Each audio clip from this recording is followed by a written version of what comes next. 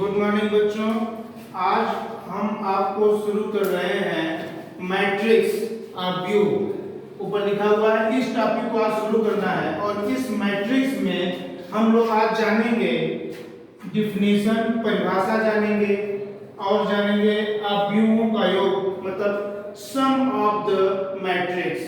और next topic जानेंगे difference of the matrix, व्यूओं का अंतर। और नेक्स्ट टॉपिक होगा हम लोगों का मल्टीप्लिकेशन ऑफ द मैट्रिक्स, व्यूहों का गुणनफल। और लास्ट टॉपिक होगा आज हमारा परिवर्त व्यूह, जिसे इंग्लिश में बोलें तो बोलेंगे ट्रांसपोज मैट्रिक्स। ठीक है, तो अब हम शुरू करते हैं परिभाषा। क्या होती है परिभाषा? तो सबसे पहले मैट्रिक्स में आप ये जानिए कि रो होते हैं और कॉलम होते हैं। ये आपका पहला रो होगा और ये दूसरा रो होगा, ये पहला कॉलम होगा और इसको ये दूसरा कॉलम होगा। इसको हिंदी में पंक्ति बोलेंगे, पहली पंक्ति, दूसरी पंक्ति। जो क्षैतिज होंगे अवयव, ये पहला अवयव, ये दूसरा, तीसरा, चौथा। अभी इसके नाम बता रहे हैं। पहली पंक्ति का पहला अवयव, पहली पंक्ति के इसको दूसरा अवयव बोलेंगे। इसको बोलेंगे पहले कॉलम का पहला अवयव, पहले कॉलम का दूसरा अवयव। इस तरह से बोलेंगे। तो पहला रो, पहली पंक्ति ये हो गई, दूसरा रो, दूसरी पंक्ति ये, पहला कॉलम ये और दूसरा कॉलम ये। इस चीज को समझ लीजिए क्योंकि इस चीज को बहुत जरूरत होने वाली है। इसी पर पूरा व्यूह निर्भर होगा, पंक्ति और स्तंभ पर। स्तंभ इसको कॉलम बोलेंगे और इसको रो बोलेंगे। ठीक है, अब आगे चलते हैं। सबसे पहले हम जानेंगे पंक्ति, रो जान गए। अब मैट्रिक्स की डिफिनीशन पर जाएंगे। तो मैट्रिक्स की डिफिनीशन यही है कि रो और कॉलम के सभी अवयव, मतलब कि ये पहला रो, दूसरा रो, पहला कॉलम, दूसरा कॉलम, रो और कॉलम के सभी अवयव को व्यवस्थित कर दिया जाए पंक्ति और स्तंभ के रूप में, तो वो एक मैट्रिक्स कहलाएगी। और वो मैट्रिक्स जितने रो, जितने कॉलम होंगे उतने की मैट्रिक्स होगी। मतलब कि यदि m रो है और m कॉलम है तो वो मैट्रिक्स कहलाएगी m क्रॉस n की। इसका मतलब है इसमें m पंक्ति है और n स्तंभ है। और यहाँ पर देखें तो एक पंक्ति, दो पंक्ति, इसका मतलब 2 m का मान, पहला कॉलम, दूसरा कॉलम, इसलिए 2। तो 2 क्रॉस 2 की मैट्रिक्स हुई। फिर से डिफिनीशन समझिए। रो और कॉलम के सभी अवयव, सभी अवयव में क्या आएंगे? एक ये अवयव, एक ये और एक ये, 4 अवयव हैं। तो रो और कॉलम के सभी अवयव को व्यवस्थित करना, वो कहलाएगी आपकी मैट्रिक्स, व्यूह, जिसे हिंदी में बोलेंगे। ठीक है, डिफिनीशन समझ में आ गई। इसका नोट्स हम भेज देंगे आपको पीडीएफ के रूप में, आप लोग देख लीजिएगा। ठीक है, अब आगे चलते हैं। ये पहला टॉपिक क्लियर हो गया। अब अगली टॉपिक की ओर हम लोग बढ़ते हैं, सम ऑफ द मैट्रिक्स। दूसरे टॉपिक की बात करेंगे, सम ऑफ द मैट्रिक्स। अब हम इस टॉपिक की ओर बढ़ रहे हैं आगे। चलो ध्यान दीजिए। हम मानते हैं पहली मैट्रिक्स हो जाएगी 1 2 3 4 और दूसरी मैट्रिक्स कोई और है B, जो है 1 3 4 1। अब इन दोनों का हमें सम ज्ञात करना है, योग ज्ञात करना है। दोनों व्यूह का A और B का सम ज्ञात करना है, A और B का सम ज्ञात करना है। तो अब हम इन दोनों को ऐड करते हैं, 1 2, ये दोनों मैट्रिक्स ऐसे ही लिख देंगे, प्लस सम करना है, प्लस करेंगे 1 3 4 1। अब सम करना है तो अब याद रखेंगे पहला अवयव का सम दूसरे मैट्रिक्स के पहले अवयव से करेंगे। याद रखिएगा, पहले अवयव का सम दूसरे मैट्रिक्स के पहले अवयव से करेंगे तो क्या हो जाएगा 1 + 1 क्या हो जाएगा 2।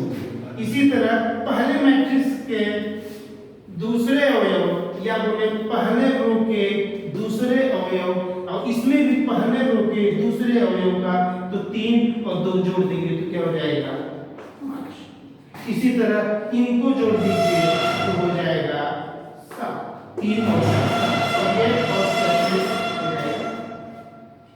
अब ये याद रखिए आपका सम ज्ञात हो गया, ये इन दोनों मैट्रिक्स का सम ही होगा।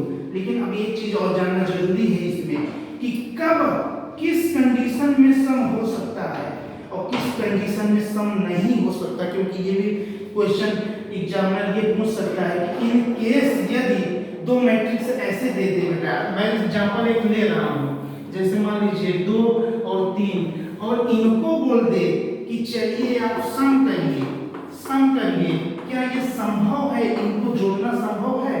तो आपको जानना पड़ेगा कि ये कितने क्रॉस कितने की मैट्रिक्स है। यदि इनकी जो व्यवस्थित रूप है इनका क्या यही रूप इसमें है अथवा नहीं, यहाँ पर यदि आप देखें तो 2 क्रॉस 2 की मैट्रिक्स है और यहाँ पर देखें तो 2 रो और कॉलम कितने हैं 3 और यहाँ पर आ रहा है डिफरेंस, तो इसलिए यहाँ पर सम नहीं हो पाएगा। सम इसलिए नहीं हो पाएगा क्योंकि पहले मैट्रिक्स में 2 कॉलम है और दूसरे मैट्रिक्स में 3 कॉलम है, इसलिए इसके अनुसार ये यहाँ पर संभव नहीं है, नॉट इम्पॉसिबल इन दोनों का है। समझ गए किस कंडीशन में सम होगा, किस कंडीशन में सम नहीं होगा। अब क्लियर हो, आगे चलते हैं। अब अगले टॉपिक की बात करेंगे डिफरेंस, इस डिफरेंस ज्ञात करेंगे आप योग का, ठीक है। चलिए आगे चलते हैं। और बच्चों हमेशा एक चीज याद रखिए, नोट्स हमेशा बनाते रहिए, आपको अपने से नोट्स बनाना बहुत जरूरी है। हम लोग पूरी तरीके से नोट्स बनाएंगे आपको, लेकिन आपको अपने से नोट्स बनाना बहुत जरूरी है। चलिए डिफरेंस क्या करते हैं मैट्रिक्स का। मान लीजिए कोई मैट्रिक्स लिए A 1 3 1 -1, ये एक मैट्रिक्स हो गई। इसी तरह दूसरी मैट्रिक्स हो गई 3 2 1 0, ये 2 मैट्रिक्स हो गई। इसमें क्या करना है A - B, डिफरेंस ज्ञात करना है हमें। तो डिफरेंस जब ज्ञात करना है तो अब चलिए हम चेक करते हैं कि क्या होगा, इन दोनों का अंतर क्या होगा। हम बताए अभी सब में बताए हैं कि पहले सेम अवयव से ही उसी स्थान पर सेम अवयव से ही डिफरेंस ऐड करेंगे। अब यहाँ पर वही चीज सेम करना है तो 1 - 3 करेंगे, 1 - 3। इसी तरह यहाँ कर दीजिए 3 - 2 कर दीजिए, यहाँ कर दीजिए 1 - 1 और यहाँ पर ये हो जाएगा -1 - 0। ठीक, इसका बस अब रिजल्ट निकाल लीजिए, क्या हो जाएगा ये -2, इसका क्या आ जाएगा 1, इसमें ये एक में एक घटाओगे 0 है और इसमें घटाओगे तो -1 ही मिलेगा। ठीक, अब यदि आपको फिर से समझना हो कि किस कंडीशन में डिफरेंस नहीं हो सकता, कौन सी कंडीशन, क्योंकि ये 2 क्रॉस 2 की मैट्रिक्स थी, 2 क्रॉस 2 की मैट्रिक्स थी, इसलिए इनका डिफरेंस हो गया। लेकिन यदि यही मैट्रिक्स 2 क्रॉस 3 की हो जाए और कोई आपसे पूछ ले 0 1 2 क्रॉस 3 की मैट्रिक्स हो जाए, क्योंकि 2 क्रॉस 3 कैसे 2 रो 1 रो 2 रो R1 R2, इसका यदि नामकरण नेम बोले तो R1 और R2 और 3 कॉलम C1 C2 और C3, इसलिए दो। अब इनको यदि बोल दिया जाए डिफरेंस ज्ञात करने के लिए तो नहीं हो पाएगा। क्यों? क्योंकि ये मैट्रिक्स समान है नहीं, इसमें 2 कॉलम है और इसमें कॉलम की संख्या 3 है, इसलिए इनका डिफरेंस ज्ञात नहीं किया जा सकता, ये भी संभव नहीं होगा। समझ गए? नॉट इम्पॉसिबल इस केस में, जब 2 + 2 हो जाए और 2 + 3 हो जाए इस केस में। लेकिन इसके पहले वाले में संभव था, पॉसिबल था, जो यहां पर हुआ। ठीक, चलिए दो तीसरा टॉपिक हो गया। अब हम आगे बात करेंगे चौथे टॉपिक को बात करेंगे अवयवों का गुणनफल, मल्टीप्लिकेशन ऑफ द मैट्रिक्स। क्या क्या करेंगे? और आप लोग एक काम करिए कि नोट्स बनाते रहिए और लिखते रहिए। इन केस यदि मान लीजिए हम थोड़ा स्पीड चल रहे हैं तो 2 बार 3 बार करके वीडियो देख लीजिए, ये आप लोग घर पर कर सकते हैं अपने फायदे के लिए। अब चलिए चौथे टॉपिक को चल रहे हैं अवयवों का गुणनफल। ठीक है, कोई मैट्रिक्स ले लीजिए 1 0 2 3। ठीक है, 2 × 2 की मैट्रिक्स ले रहे हैं शुरू में, फिर इसी तरह 3 × 3 की मैट्रिक्स लेंगे एग्जांपल में, और ऐसे ही आगे बढ़ेंगे 2 3 3 1। ठीक, अब 3 × 3 की 2 × 2 की मैट्रिक्स मल्टीप्लिकेशन क्या करना है, A क्रॉस B।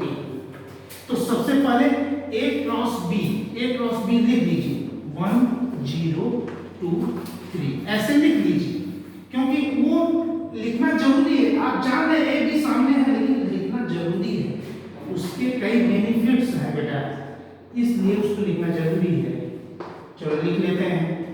अब या मैट्रिक्स का जो नियम है मल्टीप्लिकेशन का, नियम ये है कि पहला रो, पहली मैट्रिक्स का पहला रो और दूसरी मैट्रिक्स के पहले कॉलम से गुणा करना पड़ेगा। क्या मैं बोला? पहली मैट्रिक्स, ये पहली मैट्रिक्स है, दूसरी मैट्रिक्स, पहली मैट्रिक्स का पहला रो और दूसरी मैट्रिक्स के पहले कॉलम से गुणा करना पड़ेगा। इसी तरह पहली मैट्रिक्स का पहला रो और दूसरी मैट्रिक्स के दूसरे कॉलम से गुणा करना पड़ेगा। इस तरह से हमें आगे बढ़ना है। चलिए हम स्टार्ट करते हैं। पहली मैट्रिक्स का पहला रो 1 × 2 1 × 2, इसी तरह फिर 0 × प्लस में करेंगे 0 × 3। इसी तरह क्या बोले, पहली मैट्रिक्स का पहला रो और पहले कॉलम से फिर दूसरे कॉलम से। अब दूसरे कॉलम से स्टार्ट करते हैं, तो 1 × 3, उसके बाद फिर प्लस 0 × 1। इसी तरह अब पहली मैट्रिक्स का दूसरा रो फिर पहले कॉलम से, उसके बाद दूसरे कॉलम से, तो 2 × 2, इसके अनुसार चले तो 2 × 2, उसके बाद फिर प्लस 3 × 3। इसी तरह पहली मैट्रिक्स का दूसरा रो फिर दूसरा कॉलम, दूसरी मैट्रिक्स से दूसरा कॉलम, तो 2 × 3 प्लस 3 × 1।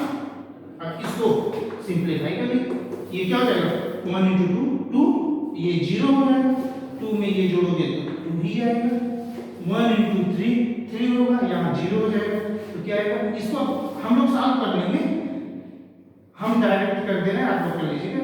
और उसको 2 × 2 4, ये क्या हो गया 9 9 4 13, 2 × 3 क्या हो जाएगा 6 और प्लस 3 क्या हो गया।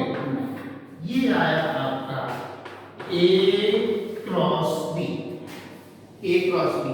लेकिन इसमें कभी कभी घुमा कर ये भी पूछ लेता है बेटा A क्रॉस B, और कभी कभी पूछ लेता है B क्रॉस A।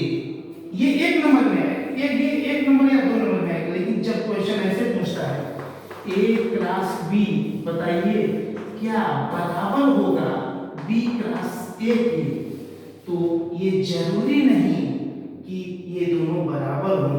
डायरेक्ट मत बोल दीजिए कि हाँ बराबर होगा, क्योंकि करना पड़ेगा, बराबर हो भी सकता है और बराबर नहीं भी हो सकता है, ये हमको करना पड़ेगा। इसी तरह हम बी की राशि निकालेंगे और चेक करेंगे कि क्या ये संख्या आ रही है बी क्लास ए में, आ रही कि नहीं आ रही है। यदि आ रही है तो ठीक बराबर होगा, नहीं आ रही है तो बराबर नहीं होगा। ठीक है, कर लीजिएगा। फिर अब अगले टॉपिक की ओर चलते हैं। नेक्स्ट टॉपिक होगा हमारा परिवर्त आव्यूह, ट्रांसपोज मैट्रिक्स। नेक्स्ट टॉपिक क्या बोले, ट्रांसपोज मैट्रिक्स, परिवर्त आव्यूह। ये आज का अंतिम टॉपिक होगा हम लोगों का, परिवर्त आव्यूह। मान लीजिए कोई मैट्रिक्स है, कब वो परिवर्त होगा, किस कंडीशन में परिवर्त आव्यूह हो सकता है। मान लीजिए कोई मैट्रिक्स है 1 2 3 4 ये है और इसका ट्रांसपोज हमें निकालना है, तो इसको ट्रांसपोज को हम आपको बता दें कि इसको इससे निरूपित करते हैं, या बोले तो ए डैश से प्रदर्शित करते हैं। ये इसका सिंबल है, इसका परिवर्त निकालना है, ए का निकालना है तो ए डैश हो जाएगा, बी का निकालना है तो बी डैश, ऐसे बोला जाता है परिवर्त आव्यूह, ट्रांसपोज मैट्रिक्स। ठीक है बेटा, तो अब इसका निकालना है, तो अब जानिए परिवर्त आव्यूह होता क्या है। रो को कॉलम में चेंज कर दीजिए, रो को कॉलम में और कॉलम को रो में चेंज कर दीजिए, यही होता है परिवर्त आव्यूह, ट्रांसपोज मैट्रिक्स। क्या बोला, रो को कॉलम में, मतलब पहले रो को पहले कॉलम में और दूसरे रो को दूसरे कॉलम में बदल दीजिए, और तीसरा रो है तो तीसरे कॉलम का भी उसको बता दें। तो पहले रो को, पहला रो क्या है 1, ये पहला रो, ये दूसरा रो। पहले रो में सभी अवयवों को पहले कॉलम में 1 2, पहला कॉलम क्या हो जाएगा यार, ये 1 और 2, ये पहला कॉलम हो गया। और दूसरे रो को दूसरे कॉलम में, मतलब 3 और 4, ये आपका दूसरा रो हो गया। तो अब देखेंगे तो ये बदल जाएगा, ये हो गया इस मैट्रिक्स का ये ट्रांसपोज मैट्रिक्स, परिवर्त आव्यूह हो गया। फिर से यदि इसका ट्रांसपोज निकाल देंगे तो ये वही पुरानी मैट्रिक्स आ जाएगी। इसका मतलब है कि यदि ए डैश का फिर से ट्रांसपोज कर लिया जाए, फिर से ट्रांसपोज कर लिया जाए, तो चलिए चेक कर लेते हैं। क्या बोला था, डिफिनेशन है कि पहले रो का पहला कॉलम, तो पहला रो क्या है 1 3 1 3। इसी तरह दूसरे रो को दूसरे कॉलम में 2 और 4। तो अब ये देखिए, ये मैट्रिक्स और ये वाली मैट्रिक्स 1 2 1 2 3 4 3 4, ये मैट्रिक्स बराबर हो गई, मतलब ये वही पुरानी मैट्रिक्स आ गई। कभी कभी ऐसे पूछ लेता है कि किसी मैट्रिक्स का ट्रांसपोज, फिर उसके बाद फिर ट्रांसपोज, बताइए क्या वो मैट्रिक्स वही होगी।